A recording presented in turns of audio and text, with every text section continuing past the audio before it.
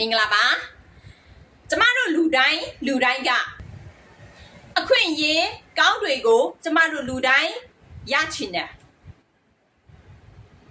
ဒါပေမဲ့အခွင့်အရေးကောင်းတွေကကျမတို့စီမှာတကားဖွင့်ပေးပါဆိုပြီးတကားဝမှာဘယ်တော့မှလာမှာမဟုတ်ဘူးအဲ့ဒီအခွင့်အရေးကောင်းတွေကိုကျမတို့ကိုယ်တိုင်ကကြိုးစားပြီးလိုက်ရှာရမှာဖြစ်ပါတယ်ဒီအခွင့်အရေးကောင်းကိုရရှိနိုင်ဖို့ကျမတို့ရဲ့မျက်စိအမြင်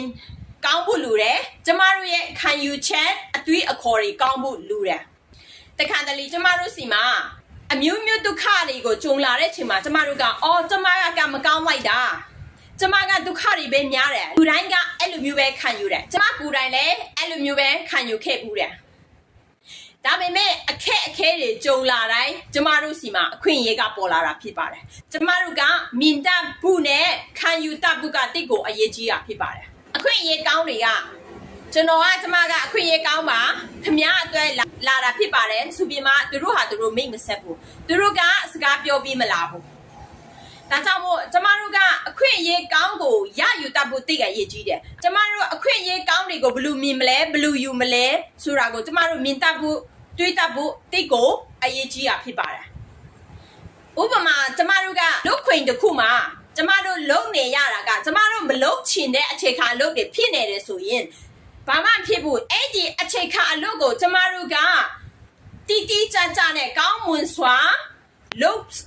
ဆောင်ရမှာဖြစ်ပါတယ်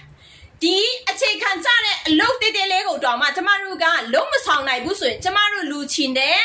ဒီထက်ကြီးမားတဲ့အလုပ်တွေကိုကျမတို့ကဘယ်လိုမျိုးနဲ့အခွင့်အရေးရမှာလဲအခွင့်အရေးကြီးရဖို့ကအခွင့်အရေးအသေးတွေကိုကျမတို့က